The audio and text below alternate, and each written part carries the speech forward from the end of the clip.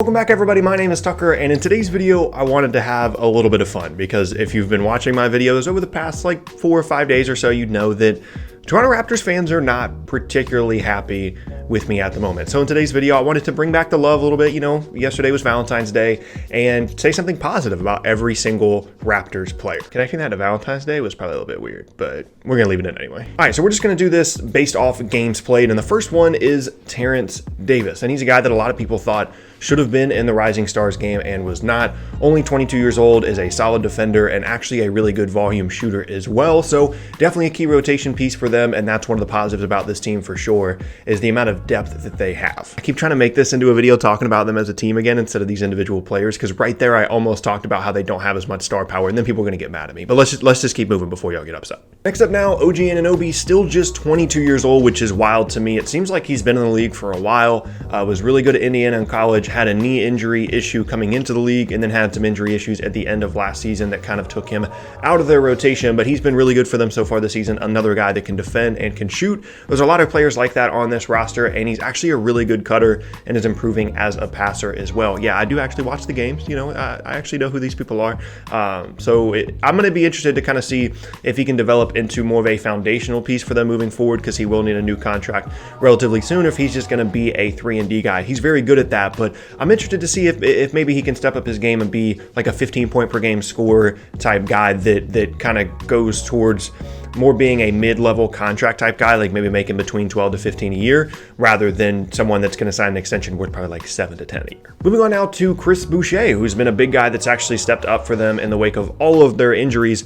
The weird thing here is he's 27. I had no idea. I thought that he was much younger than that, but apparently not. But again, I don't watch the game, so according to y'all at least. But he's a guy that is an extremely good athlete, extremely long, can protect the rim. And I even, you know, I've seen him knock down some three-point shots as well. I think there was a game on Christmas Day when they were playing the Celtics, and they were really undermanned at the 5 spot. He was knocking down threes. He had a good game there, so definitely has that versatility. Not a super efficient three-point shooter or anything at around 27%. Why am I just evaluating these guys as a whole? I'm supposed to be saying positive things.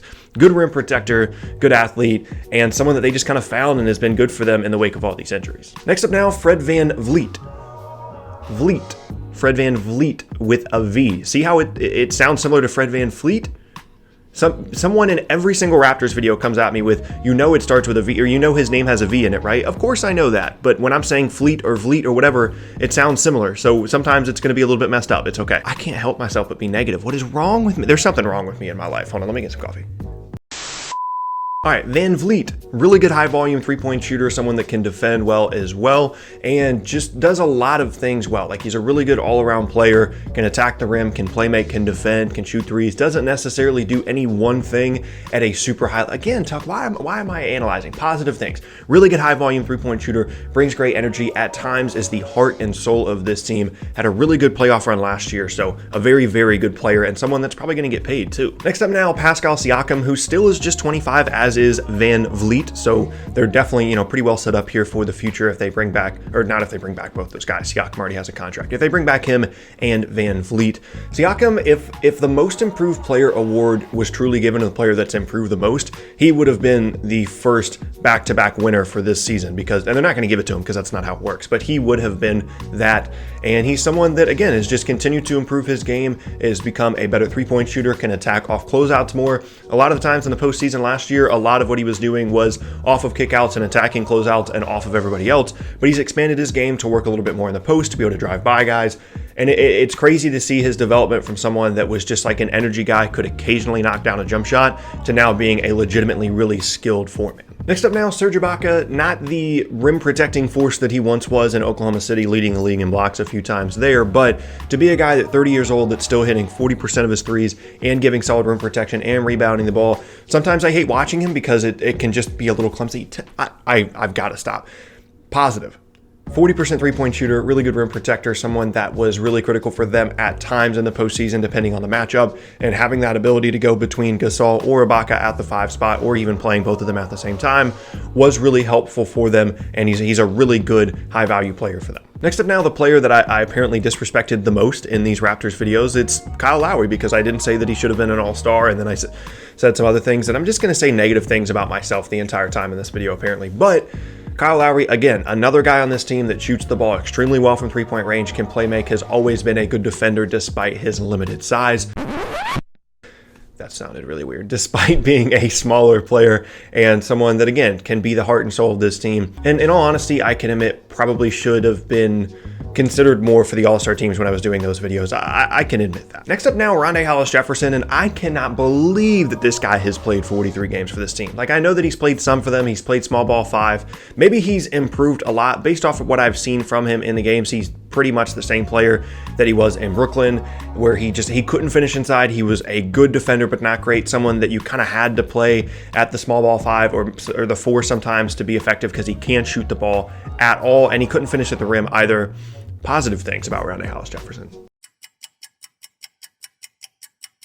I mean, good defender, I guess, is the best way to put it. And he's not trying to do things out of his lane, right? Like, he's not shooting a ton of threes. He's just, trying to be active, trying to switch on defense, and just being a really active hustle guy, which is probably going to be his niche, because there are some guys in the league just for whatever reason cannot figure out a way to knock down jump shots, and he's one of them. But a positive thing, good defender. Next up now, Norman Powell, a really interesting player, because there have been years in his career, like the first year that he was in the league, he was actually really helpful for the Raptors, and then the year immediately after, it's like he just completely disappeared. And then Nick Nurse shows up and he's actually playing him, and he's playing in the finals. He's had a really interesting, like, up and down start to his career, but someone that has good size, someone that can defend on the... I can't even say good size anymore now without thinking about the fact that I said Kyle Lowry has limited size. That's just ruined for me. Now, I say that all the time in my videos too. But anyway, Norman Powell has, good size and someone that is going to be able to knock down jump shots as well. There's plenty of players on this roster that can do just that. They can defend, they can occasionally play make, they can make shots, and that's kind of what makes this team go, is they have a couple of guys that do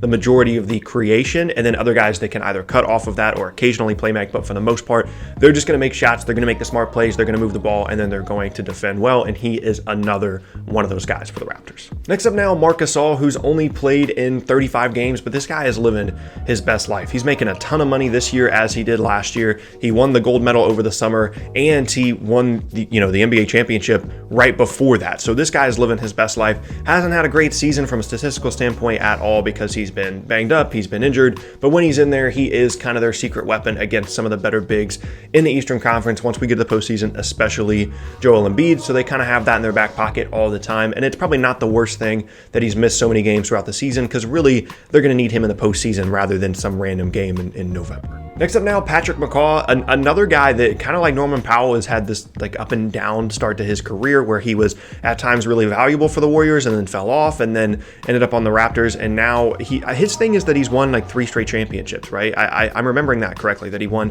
2 with the Warriors and then now 1 with the Raptors because he's with, I don't know. I think I'm remembering that correctly. Positive thing about him, again, I continue to say it, another guy that can occasionally play make, can defend, and he doesn't get as much run because he's not as effective of a three-point shooter and not as consistent, or at least he hasn't been to this point this season, but he's got a little bit more to his on-ball game, attacking the rim and things like that, and scoring in the mid-range if they need that from him. So a nice guy to bring in. If other guys aren't making shots, he can provide a spark at times. And then honestly, like, I know that they don't have 18 players on their roster, so I know that not all these guys are still there, have played very many games for them at all. Matt Thomas, no idea who that is. O'Shea Brissett, I only know because he went to Syracuse and I watched a ton of ACC basketball because go Pack. Stanley Johnson, I obviously know who that is because he was on the Pistons for forever. Shamorie Ponds is like the mixtape god, I think, and then he went to St. John's, if I'm remembering that correctly. And then DeJuan Hernandez, Paul Watson, no idea who any of those guys are. So maybe that doesn't make me a hardcore Raptors fan or someone that's following the NBA super closely because I don't know who Matt Thomas is, but I don't really have positive things to say about those guys. I guess Stanley Johnson, I could have an opinion on, but I'm not going to. Many guys averaging 1.2 points per game. Why am I getting negative again? I've done this throughout the entire... What the heck is my hair doing? I've done this throughout the entire video. It's supposed to be positive, and I can't help myself. And it's not the Raptors thing. I promise it's not. I don't have an issue with the Raptors in general. I have an opinion about their ability to win games in the postseason, and it's differing from a lot of people. And then people got mad at me, and I shot back at them, and I'm still standing by that. But it's just the overly critical part of me as a person that wants to always be like, okay, they do this well, but also this could be an issue, because I'm always looking at what could be a problem down the road. I feel like it's easier to point out the things that people and players are doing well rather than digging deeper and saying, hey, but this could be a problem. You know what I mean? Like, it's so easy to just come out and say in a video, oh, the Raptors have won 15 games in a row. They're really good. I was just wanting to kind of dig a little bit deeper and say, hey, this could be a problem. Maybe this team could give them issues in the postseason. And that's just the overly critical part of what I do and what I do in these videos, and honestly, just how I think in the real world. So I don't mean to offend anybody with those, but in today's video, I'd hope to kind of bring things back a little bit and just say, hey, let's have some fun with this. Let's talk about some positive things. I do like the roster. I do like the players on it. Just when it comes down to the postseason, there are a few teams that I think could definitely cause them issues. And it's not a typical situation because they have been so successful in the regular season, but I think they could have some issues in the postseason. That's all. Don't be mad at me anymore. Let's move on from it. But there you have it. That is going to be the end of today's video, and I thank you all very much for watching. Once again, my name is Tucker. If you missed any of my previous videos, then be sure to check out the boxes on screen. Thanks again, and I'll see you all next time.